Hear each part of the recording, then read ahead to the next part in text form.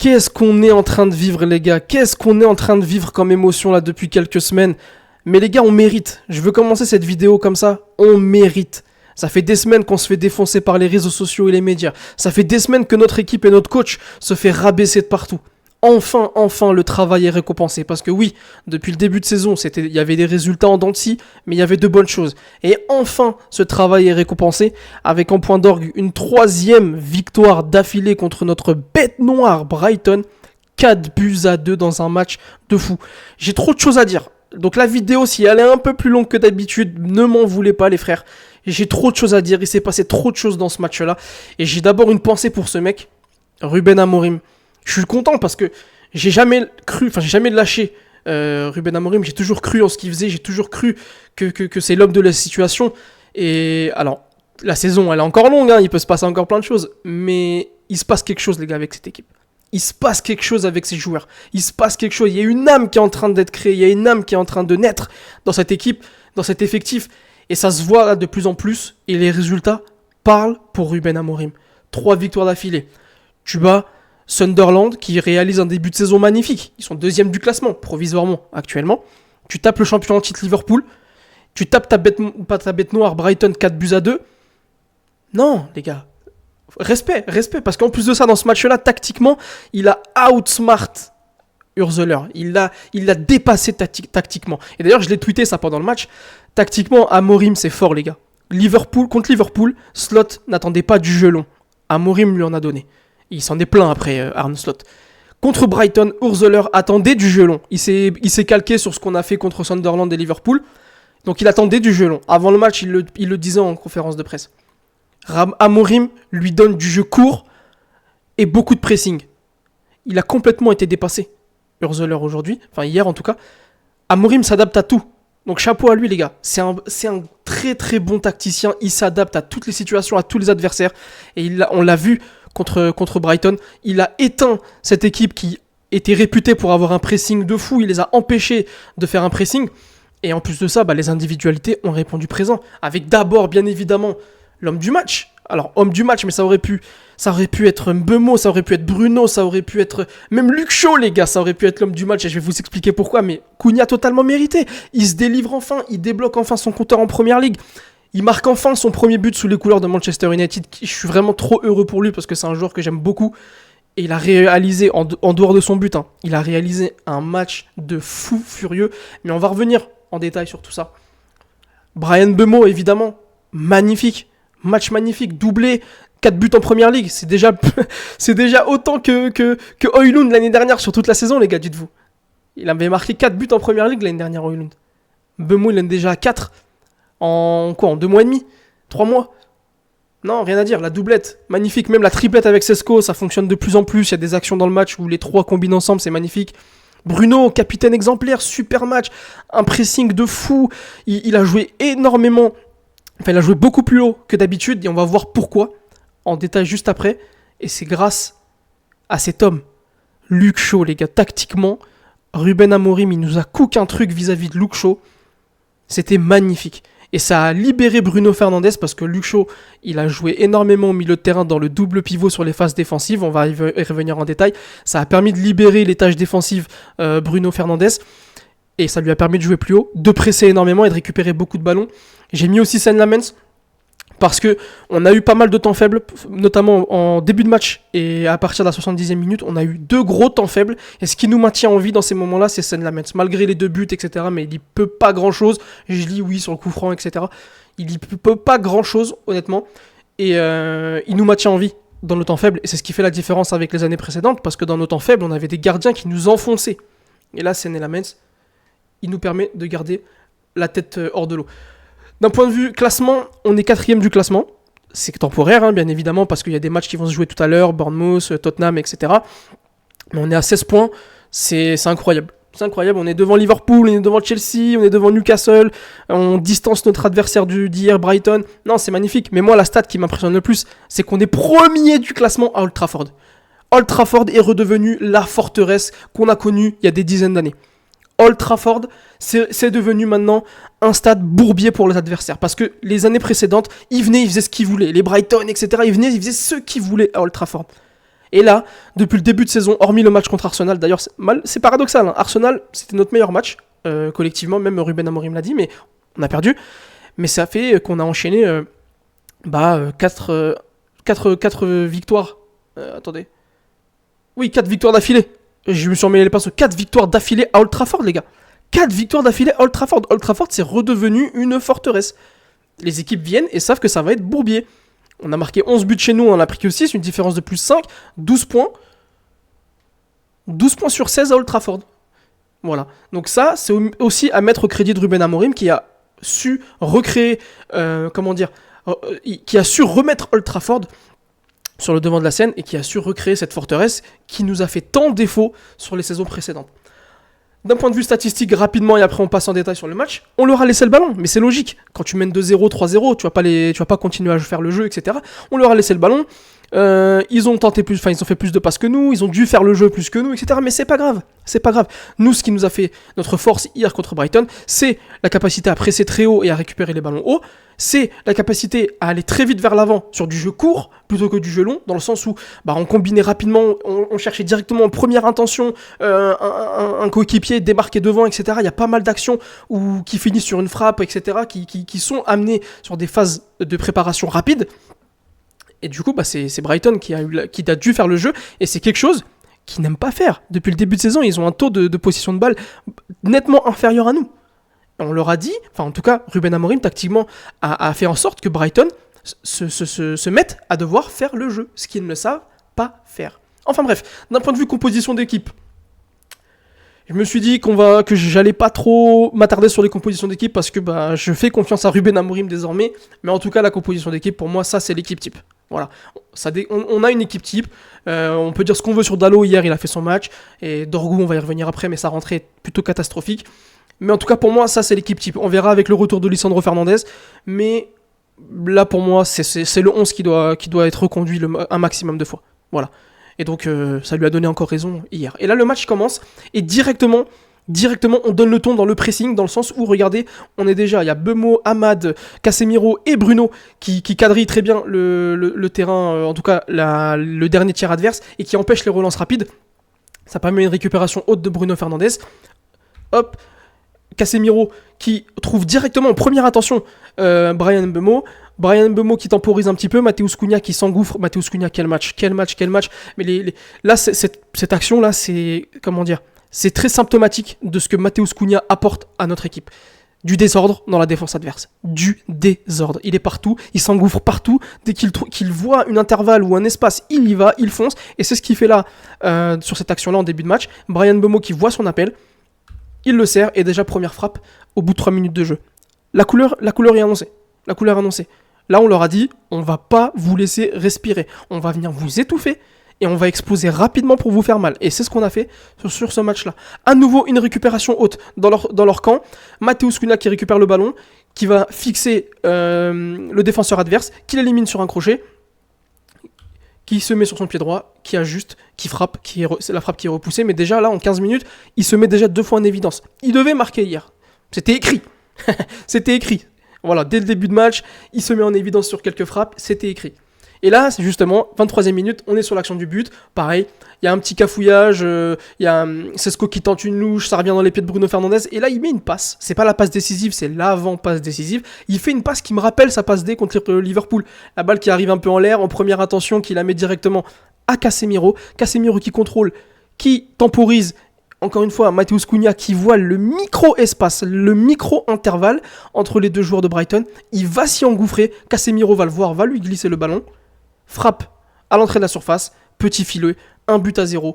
Ruben Amorim qui explose, il doit être aussi soulagé pour Matheus Cunha, on l'est tous bien évidemment. Il est soulagé pour Matheus Cunha, il explose, 24e minute, tu mènes 1-0, Matheus Cunha qui célèbre, en conférence de presse juste après, en zone mixte, il disait que voilà, il l'attendait, bien évidemment, que c'était son rêve de goûter à la saveur de marquer un but à Old Trafford comme Sesco, comme Bemo, parce qu'eux aussi sont arrivés en même temps que lui. Et enfin, il goûte à cette sensation et je suis tellement heureux pour lui. Honnêtement, il le mérite largement. Et là, on est sur le but du 2-0. Qui c'est qui vient récupérer le ballon ? Luke Shaw. Luke Shaw, les gars, il a fait un match. Je lui tape dessus souvent. Mais les gars, il a fait un match, Luke Shaw.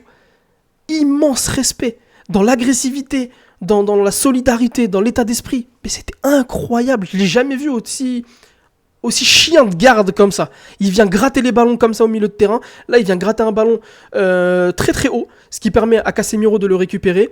Il va conduire la balle légèrement pour se réaxer. Il va tirer, la balle est contrée par le joueur de Brighton.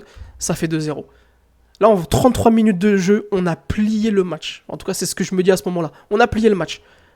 La connexion brésilienne, Casemiro, Bruno, Casemiro, Cunha, Casemiro, une passe D, un but sur ce match-là. Gros match aussi de sa part.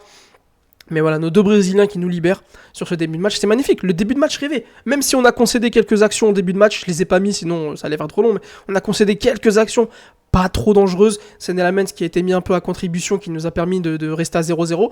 Mais en tout cas, voilà, 2-0 au bout de 33 minutes, c'est magnifique. C'est magnifique.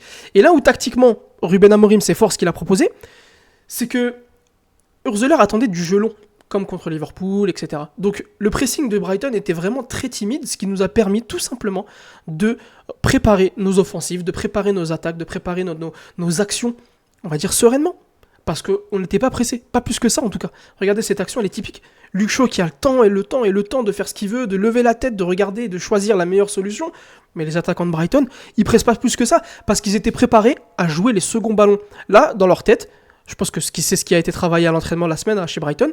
Ils s'attendaient à ce que la défense allonge devant, donc là que Luke Shaw allonge devant, que il gagne le duel de la tête et que justement les joueurs offensifs ne vont pas presser pour pouvoir diminuer et compacter le milieu de terrain et aller se battre sur les seconds ballons. Sauf que non, Luke Shaw, il regarde Cunha qui vient lui demander le ballon, Cunha qui est servi et en première intention directe, et ça aussi il s'y attendait pas. Brighton, c'est du jeu direct vers l'avant sur des phases de jeu courts, au sol. Cunha qui est servi, il lève la tête, il a déjà vu ce qui se passe dans son dos, et il arrive avec une passe en tournant son corps à 180 degrés, hop, il trouve Bruno Fernandes qui élimine son vis-à-vis sur un contrôle orienté, et là, ça explose. Il a Bryan Mbeumo qui explose d'un côté, Sesco qui explose de l'autre, il va servir Bryan Mbeumo en une touche, il va servir Sesco, et Sesco qui va frapper, mais ça va aller dans le petit filet, après Lewis Dunk, qui revient quand même bien pour fermer l'angle, mais regardez, en une passe, 2 passes, 3 passes, 4 passes. En 4 passes, on les a ouverts. Et ça, c'est des phases de jeu qu'on n'a pas trop vues depuis le début de saison, du jeu direct sur des phases courtes. C'était souvent des longs ballons, du jeu comment dire, des jeux de récupération sur les seconds ballons, etc. Et là, on a explosé très vite, et ça fait une action dangereuse. Donc là, tu arrives à 2-0 à la mi-temps, tu es plutôt tranquille, tu n'as pas été trop inquiété. Tu te dis que le match, là, il roule, il glisse. On leur laisse le ballon, etc. Tu te dis, ça glisse tout seul. Et moi, voilà, ce que j'ai énormément aimé, tactiquement, c'est Luke Shaw. Regardez, au milieu de terrain, c'est Luke Shaw qui était dans le double pivot avec Casemiro sur les phases défensives, sur les phases de transition défensive, etc. C'est Luke Shaw qui faisait le nombre au milieu de terrain pour apporter plus de densité et pour permettre à Bruno Fernandes de monter d'un cran. C'est comme si là on jouait avec 3 joueurs offensifs derrière Sesco et que Bruno Fernandes était numéro 10. Ça lui permettait de presser haut, de récupérer les ballons haut et ensuite d'exploser et d'apporter le surnombre quand on récupère le ballon. C'est du génie tactique, les gars. C'est du génie tactique. Parce que Brighton ne s'attendait pas du tout à ça. Et Dalot, du coup, resserré dans l'axe. Donc on gardait notre ligne de 3, Euro, De Ligt, Dalot. Luke Shaw qui était un cran plus haut pour faire le double pivot avec Casemiro. Et Bruno Fernandes qui était un cran plus haut encore pour exploiter les récupérations de balles et être au plus près des actions dangereuses et pour apporter le surnom tout simplement. Et ça a magnifiquement marché. Regardez encore une fois, Luke Shaw qui est encore une fois au niveau du double pivot, au niveau de Casemiro. Et c'est Bruno Fernandes qui est bien haut là, ça permet aussi de quadriller bien l'espace, de récupérer le ballon et ça donne une action chaude. D'ailleurs Bruno Fernandes qui est ici et qui se retrouve dans la surface de réparation a frappé et a apporté une autre occasion de but. Non, Bruno Fernandes, magnifique son match. Magnifique. Les consignes tactiques de Amorim ont permis à Bruno Fernandes de le libérer, ce qui génère moins de frustration. Et on a vu que sur ce match-là, il s'est régalé, quoi. Il s'est régalé. Bon, il n'a pas marqué, mais il a fait un match de patron. De patron. Rien à dire. Et là, regardez, l'action de but du 3-0, relance courte de Brighton, ils ont essayé de relancer court, donc là ils essaient de relancer sur Jorginho, qui a été éteint lui aussi, alors que c'est un de leurs meilleurs joueurs depuis le début de saison. Hop, qui c'est qui vient récupérer ? Luke Shaw. Alors oui, vous allez me dire oui, il y a faute, etc. Oui, il y a faute. Mais l'arbitrage était vraiment bizarre sur ce match-là. Il y a un penalty sur Amad et un penalty sur Mbeumo qui sont pas sifflés, même pas d'appel VAR, ni rien du tout. Même sur le coup franc qui est marqué pour Brighton, il y a débat, etc. Un arbitrage vraiment bizarre, mais bon, c'est Anthony Taylor, hein, on connaît. Enfin bref, en tout cas, là, effectivement, Lucho il fait une petite faute, mais bon, c'est pas sifflé, tant mieux pour nous. Hein. Diogo Dalot, il tergiverse pas, et là c'est bien joué à lui pour le coup, il tergiverse pas, il trouve Benjamin Sesko directement dans l'espace. Benjamin Sesko, contrôle orienté, qui élimine son défenseur. Bryan Mbeumo qui plonge comme d'habitude, il est servi, il va fixer, il rentre dans l'axe, il frappe premier poteau, 3-0. 3-0 les gars, 3-0. 3-0 les gars, c'est incroyable, 60e minute, tu mènes 3-0. Là tu peux te dire, voilà, c'est impossible qu'on perde, c'est impossible qu'on se fasse remonter. Mais voilà le moment où tout change. 70e minute et c'est les changements qui nous font extrêmement de mal. C'est pas le fait qu'Amorim fasse les changements qui nous fait mal, c'est les joueurs qui sont rentrés qui étaient pas au niveau. Dorgu, il nous met dedans. Meinou, il nous met dedans. Je veux bien, Meinou, il doit mériter plus de temps de jeu, mais compliqué sur ce qu'il montre. Compliqué dans l'état d'esprit, etc. Compliqué. Il y a que Aiden Even, qui a fait son match. Rien à dire, patron. D'ailleurs, il est récompensé par une passe D. C'est anecdotique, c'est un défenseur. Hein. Mais il n'y a que lui qui a fait une bonne rentrée. Mais Dorgu Meinou, attention les gars, attention. Et là encore une fois, une autre action à la 70e minute qui peut nous permettre de mettre 4-0. Bruno Fernandes, encore une fois, qui récupère le ballon haut sur un pressing. Il sert Mbeumo dans la surface, ça frappe le poteau. Et là, c'est le moment où on a commencé, je pense, à tous serrer les fesses. Hein, on va se dire la vérité. Coup franc de Welbeck, encore une fois, qui marque contre nous, hein, comme d'habitude, j'ai envie de dire. Mais d'ailleurs, déjà, est-ce qu'il y avait vraiment faute ? Il y a débat. Mais là où le scandale, c'est que la faute, elle est à ce niveau-là, donc bien loin de la surface de réparation. Et le coup franc, il est tiré à l'entrée de la surface de réparation. Et c'est là où je me dis, on manque de caractère. On a manqué de caractère sur ce match, à ce niveau-là, sur le fait de devoir se faire justice auprès de l'arbitre. Parce que sur le penalty de Dalot, qui est pas sifflé, il n'y a personne qui va voir Anthony Taylor. Hein. Pour eux, tout est normal. Bon. Et là, normalement, Dorgu, tu fais faute, tu sais que t'as pas fait faute à cet endroit-là, tu dois aller voir l'arbitre et lui dire c'est pas ici que j'ai fait faute, c'est plus haut. Donc là, tu vas me remonter le ballon. Et bon, ça fait 3-1. On souffre, on recule. On fait que de reculer. Et là, c'est à ce moment-là que Seine Lamens nous maintient en vie. Voilà. Il fait plusieurs arrêts qui nous maintiennent en vie. Là, l'année dernière, avec un autre gardien, c'est possible qu'on encaisse plus de buts et c'est possible qu'on perde ce match ou même qu'on fasse match nul, qu'on perde ce match à cause du gardien. Et là, il nous permet de rester en vie avec un arrêt, 2 arrêts sur une frappe à la 87e minute, une grosse frappe lourde comme ça de Kadioglu qui nous permet encore de rester en vie. Et là, tu prends quand même un but. Déjà, 7 minutes de temps additionnel. Pourquoi ? Je sais pas pourquoi 7 minutes de temps additionnel. Honnêtement, s'il y a quelqu'un qui a la réponse, dites-le moi. Je sais pas, 7 minutes. Déjà, contre Liverpool, le temps additionnel, c'était une blague. Mais là, c'est pareil. Hein. Donc là, on encaisse un but sur corner. À la 92e minute, 3-2. Et là, on se dit qu'on va vivre un temps additionnel en enfer. En enfer. Sauf que, la différence, c'est qu'on a des tueurs à gages devant maintenant, les gars. On a des tueurs à gages devant. Et là, Aiden Even, qui récupère le ballon et qui joue directement en première intention, sans contrôler, sur Bruno Fernandes. Et là, le génie de Bruno, regardez, qui s'efface et qui laisse le ballon passer pour Bryan Mbeumo. Il l'avait scanné déjà derrière la course de Bryan Mbeumo. Et Bryan Mbeumo qui finit. Mais les gars, ce que Bruno Fernandes fait sur ce but-là, c'est comme si c'était une passe décisive. Honnêtement. La lucidité à la 95e minute, la lucidité d'esprit, l'intelligence pour la laisser passer comme ça, c'est du génie, les gars. C'est du génie. Donc chapeau au capitaine. Hein. Chapeau, rien à dire. Rien à dire. Et la célébration, comme d'habitude, magnifique. Magnifique. Donc là, tu gagnes 4-2. 3e victoire d'affilée. 4e victoire en 5 matchs à Old Trafford. Tu m'étonnes qu'il est content, Ruben Amorim. Et nous aussi, on est content pour Ruben Amorim. On mérite ça, les gars. On mérite ça. On mérite ça. Sur les 5 derniers matchs, on est à 4 victoires. 4 victoires en 5 matchs. C'est incroyable, les gars. Bon, on va pas s'enflammer. La saison, elle est encore longue, bien évidemment. Mais voilà, même en conférence de presse, c'est Amorim qui le dit. L'équipe joue bien mieux que la saison dernière. Bah oui, on a des différents joueurs qui sont plus adaptés à ce type de football. C'est une grosse différence. En plus de pas jouer l'Europe. Mais rien à dire, les gars. Rien à dire. Donc là, pour la suite, on joue Nottingham Forest. Donc je vais me poser devant le match de Nottingham Forest tout à l'heure contre Bournemouth. Je pense qu'ils vont se faire allumer, mais parce que Nottingham Forest, 2 coachs là depuis le début de saison déjà. Enfin, ils ont fait... Non, c'est leur 3e coach. Ils ont fait, du coup, Nuno Espirito Santo. Ils ont eu Ange Postecoglou. Ah, j'aurais aimé rejouer contre Ange Postecoglou, mais bon. Et là, ils sont avec Sean Dyche. Bon, on verra. Mais Nottingham Forest, tout est écrit pour enchaîner une 4e victoire d'affilée. Et enfin que ce gros de touffe là, on n'entend plus parler. Parce que lui, je peux plus me le voir, les gars. Je vous le dis, je peux plus me le voir, mais voilà. Donc ouais, on enchaîne Nottingham Forest. Et après, si je dis pas de bêtises, on enchaîne Tottenham. Et là, pour 5 victoires d'affilée, Tottenham, l'équipe qui nous a battus en finale de Ligue Europa, ce sera un beau... comment dire, ce serait une belle vengeance. Je vous l'ai pas dit, les gars, c'est l'émotion. Mais abonnez-vous, on se rapproche des 1000 abonnés. Hein. Abonnez-vous, likez, partagez, etc. Bon, il nous me reste, je crois, même pas de 10 abonnés pour atteindre les 1000. Et voilà, faites qu'on fête ça ensemble avec cette victoire de Manchester United.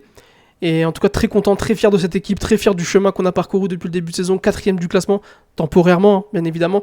Mais c'est beau. C'est beau. Profitons, on mérite ça. Et je vous dis à bientôt. Parce que il y a encore pas mal de choses à dire. J'ai pas pu dire sur cette vidéo tout ce que j'avais à dire sur le match, sur ce qui se passe en ce moment à Manchester United. La vidéo ferait trop 30-40 minutes.